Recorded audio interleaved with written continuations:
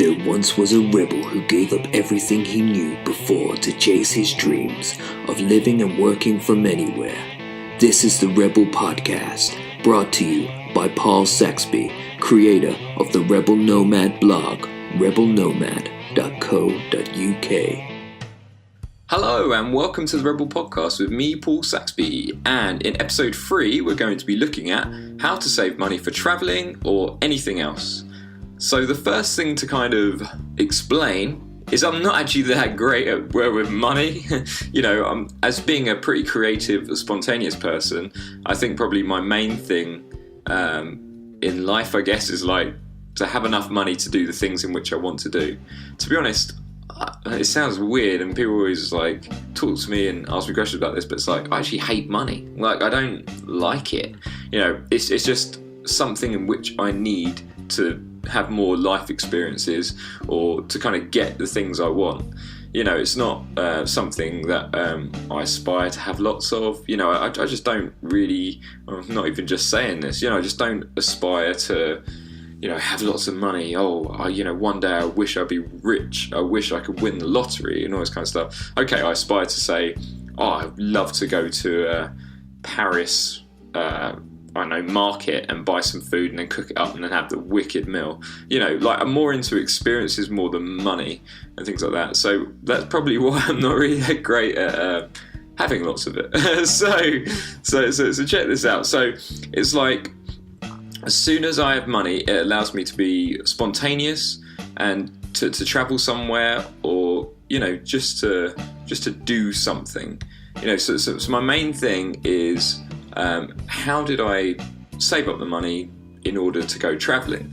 So obviously, like we spoke of before, you don't actually need that much money to go travelling, and everyone's needs is different. If you're staying in hostels around the world and, you're backpacking, then realistically and taking really cheap flights, you don't actually really need that much money in all honesty.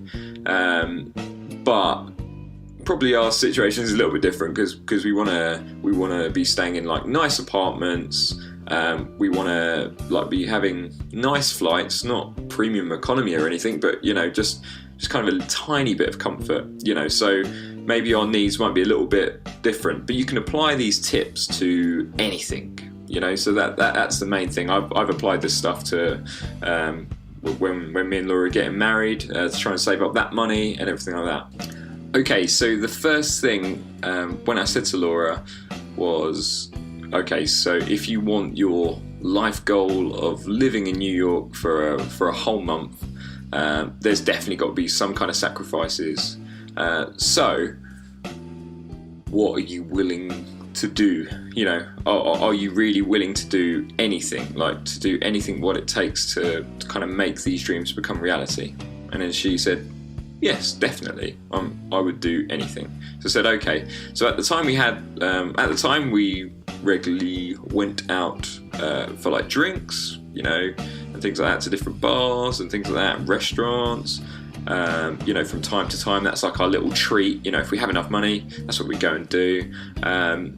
We used to have Cineworld cards as well, which was really cool. Cineworld is a cinema chain in the UK, just in case you're listening to this from anywhere else.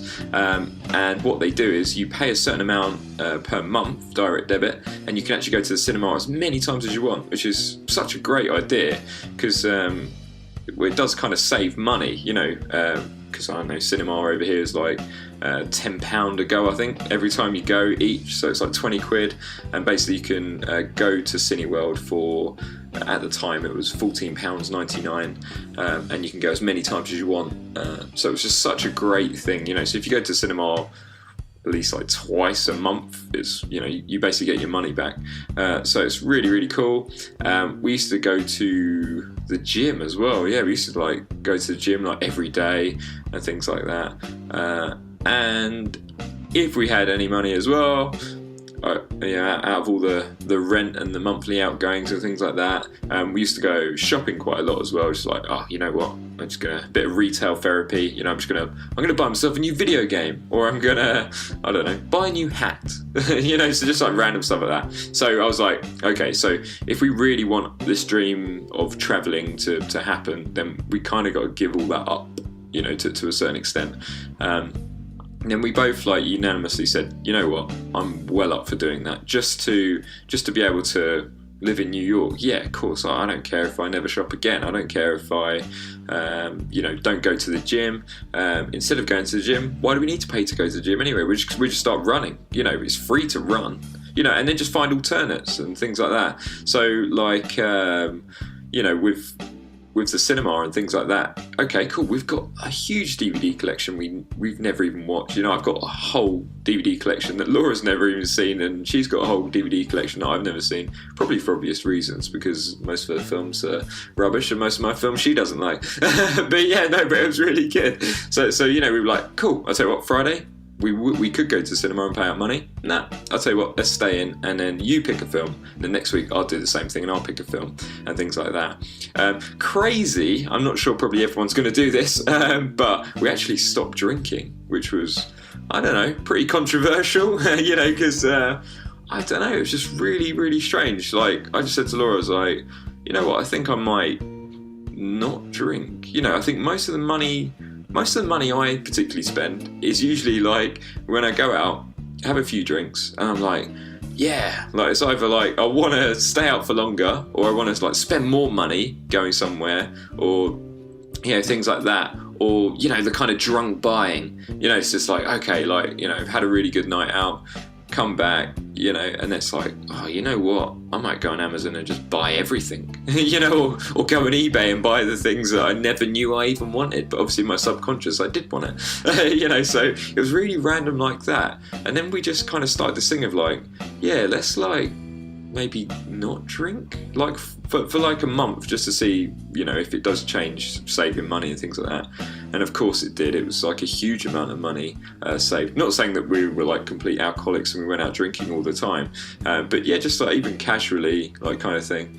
And then we found we just saved so much money that way. And then obviously I didn't spend on all the crazy stuff of buying that CD I really wanted, and things like that. It would kind of lower that barrier of going, it doesn't matter, and obviously next day wondering, oh, why did I buy that? I didn't really want it, kind of thing. So just loads of these things that we kind of changed.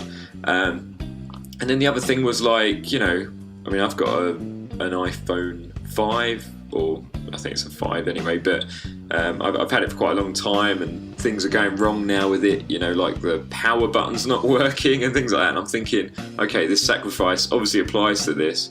So when it come up for my time of renewal, I was like, you know what, I totally could be paying out £50 a month again. But no, I tell you what, I'm just going to stick with this phone, as rubbish as it is for not being able to turn the power button on, make that sacrifice kind of thing. And then I just got a different contract, which is just a kind of pay as you go, kind of really low tariff contract. And then just done that.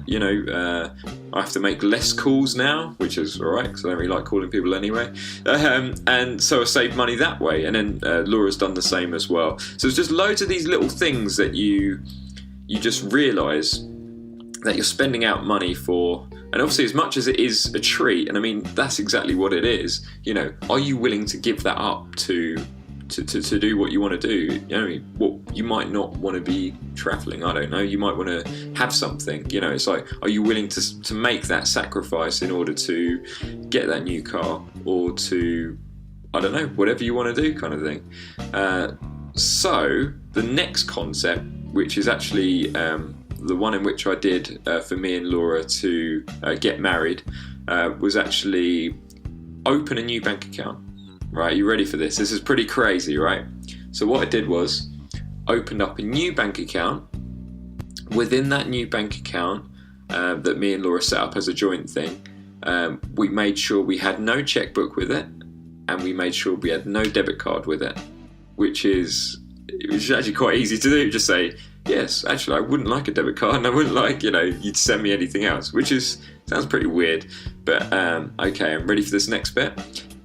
Now, all the little things in which you buy that you don't even realise you buy, I don't know, when you're in London or whatever city, wherever you are, it's you know what, I might just quickly go to Starbucks and buy that coffee. or that cappuccino or whatever. So when you do that, instead of doing that, go, okay, I actually could totally go and buy that cup of coffee. I could go buy that cappuccino. I'm not going to, okay? Instead, I'm then going to transfer the money in which I would have paid for that cappuccino straight into this bank account.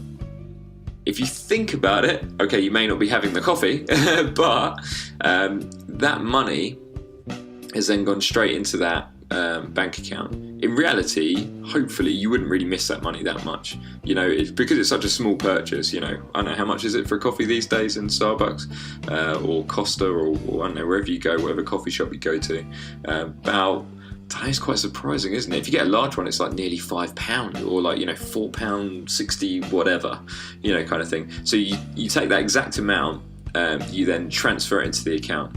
I tell you, you'd be surprised how much that builds up. I don't actually drink coffee. I drink tea mainly, very British of me. But yeah, so just things like that, or like, I'm out. I can't be bothered. I'm just gonna go and buy some lunch. I'm just gonna go to whatever supermarket or wherever you are and just buy some lunch.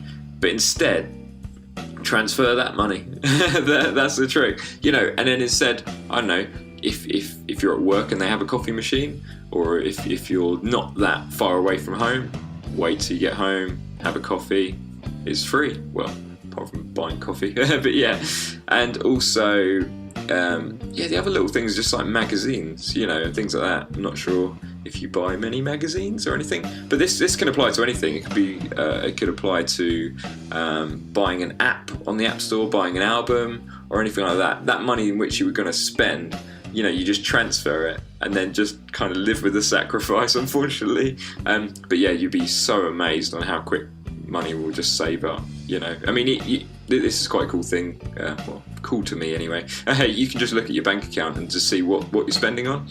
So, for example, I found I don't even read magazines, to be honest. Like, I never have time to read magazines, but I seem to keep buying them. Like in the corner of the house is just like random magazines. Like, I'm going to get around to reading that, and then the next one will come out, and then I'll buy it. Just things like that. Not saying that you're as crazy as me, but yeah. So there's loads of different kind of things like that, and then just kind of analyse it and go, cool. You know what? Every time I have that urge, I'm just going to put that money away, and then you'll be so thankful by the end of that month or the end of those few months. The trickiest thing I found, to be honest, with saving money is like, for me, it's probably like a personal thing, but it's like as soon as I have money, I just can't deal with having it. I'm just like, okay, like I've got this money. What totally cool thing could I do? I could go, I don't know, to the cinema, or we could have like a little trip somewhere, or things like that. And it's just like, but the whole kind of mantra when I go through these times, or the things in which I think about is like, I'm like, I totally could go for that coffee, or go for that tea, or go to that coffee house or whatever. Instead, I'm just thinking, yeah, like I'm not going to do that though, because I want New York that much, or I want this wedding that much, So, and I guess it's kind of nice being a couple, or it's nice like if you do it as friends or something like that, just to kind of have that thing of like, I guess that's a kind of nice thing with Laura, to be like, no, you can't get that because why, and it's like a little thing. It's like, oh yeah, and then of course transfer the money again, and all that kind of stuff. So that actually works quite well, So hopefully you can try that out and see how that works and things. The next thing was like the worst sacrifice in which I had to make, or I think we both had to make, was like to hobbies. Which is like really hard, because as a person who turned their hobbies into a career kind of thing, ever since I was 12 I played guitar, and then I learned bass and drums, and then ended up teaching them for still now, for such a long time. It's like we had to sacrifice our own hobbies in order to be able to in order to save up money, because obviously hobbies do cost a lot of money. So that was the worst thing. I think I had to. Well, I started getting into kung fu. It's a bit crazy, I know, but it's like one of my really good friends is actually he's a crazy guy. He's like a stuntman. He's worked in films with like Keanu Reeves and just amazing. Loads of different films. He's been in Kick-Ass 2 and all this different kind of stuff. And he's just amazing kung fu master. And he's also like a drummer. Really awesome drummer as well for like heavy metal. He's just a cool guy. Jason, his name is. And I've been doing kung fu with him for like nearly 2 years, kind of thing. And it just had such an awesome time. It's a great thing of like, I don't know, just kind of getting away from it all and like kind of channeling anger and kind of, you can actually apply kung fu to every single aspect of your life. I enjoyed like the philosophies behind it, things like that. So that was like the worst thing to give up. I was like, I knew I had to give it up because obviously hobbies cost money. I know that from getting paid from, people, to teach them guitar and drums and bass and things. And as much as I hope it really does bring enjoyment to them and stuff, it's like, I know it is a lot of money though, and it's obviously a commodity, something we don't have to essentially pay for, but it's like, hopefully you kind of feel it's necessary, just for like a little bit of extra happiness and things like that. But yeah, so I had to give up my kung fu lessons, which was really rubbish and probably the worst sacrifice I think I had to make, really, more than phones and all that kind of stuff. And then Laura had to give up her Zumba as well. She's really enjoying all that and dancing, so going to that like every week, and it's just such a nice release and stuff. And it's like, it's just so rubbish, but it's like, it's cool, because you're still thinking that thing, I'm gonna have to give it all up, how bad do I want it? It just really does come back, really, I guess every single podcast comes down to that, how bad do you actually want it? And obviously we want it that bad, we did have to give up, our hobbies and things like that. So, I mean, hopefully you've learned quite a lot of useful and unuseful things from this podcast, but yeah, I'm not trying to say, like I always say, I mean, this whole thing isn't just like, hey, look at me, yeah, I'm probably, a middle class, English person and all this kind of stuff. It's just like, it's not that at all. It's just like, how bad do you want your dreams? This is how I'm currently doing it and it's working for me. It's like, hopefully you'll find some help in this, kind of thing. You can take some of it, you can throw some of it away. It's really just obviously what it works for you. That's the kind of same thing I've been doing with loads of different things, different blogs and different, like I say about the 4-hour week. I'm not religiously believing every single word that Timothy Ferris says, but it's like I take the bits that apply to me that I feel can work, and I try and test them, trial and error. I can change some of them and things like that. But one of the best things is definitely a secret bank account. I've been telling this to quite a few friends and things, and I've seen it work in practice quite a few times, So that's a really, really good way to go. And obviously it really comes down to sacrifices and how much do you want it. So thank you very much. I've been Paul. This has been the Rebel Podcast, and I look forward to seeing you next week. You have been listening to the Rebel Podcast. For more information, please click on rebelnomad.co.uk. You can also subscribe to this podcast by clicking subscribe or going to rebelpodcast.co.uk.